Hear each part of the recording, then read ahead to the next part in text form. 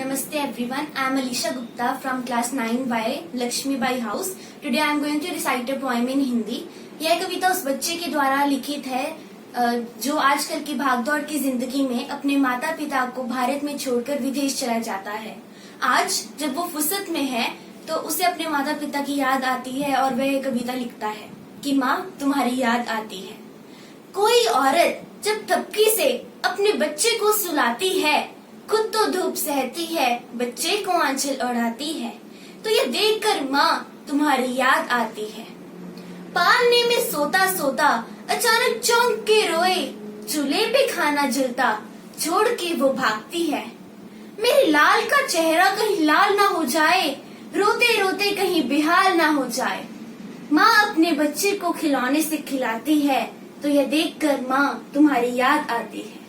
परीक्षा के दिन जब चिंटू घबराता है, किताब खोलकर बस के पीछे भागता है, माँ दही चीनी लेकर उसके पीछे भागती है।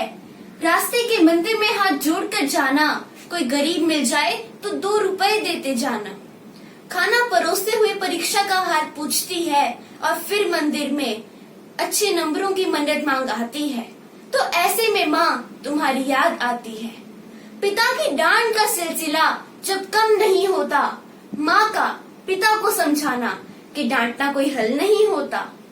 इस बार जरूर कुछ करके दिखाएगा, अपनी क्लास में अव्वल जरूर आएगा। चुपके चुपके से कभी रो भी आती है, तो ऐसे में माँ तुम्हारी याद आती है।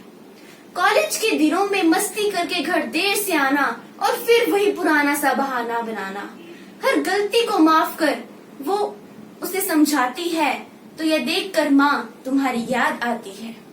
अब बच्चा विदेश चला जाता है और उसके पास अपनी माँ से बात करने तक की फुर्सत नहीं रहती। बूढ़ी माँ जब अंतिम सांसें गिनती है और बार बार चिंटू के पिता से कहती है, अभी फोन मत करना, अमेरिका में दिन होगा, चिंटू किसी मीटिंग के बीच होगा।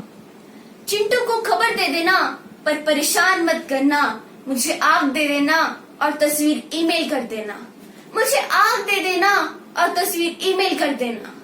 इन अंतिम शब्दों से जब दुनिया से जाती है, तो यह देखकर माँ तुम्हारी याद आती है। ये जान जाती है, जहाँ रहो खुश रहो कहती जाती है। ये सोच आंखें नम माँ तुम्हारी याद आती है। माँ तुम्हारी याद आती है, माँ तुम्हारी याद आती है। धन्यवाद।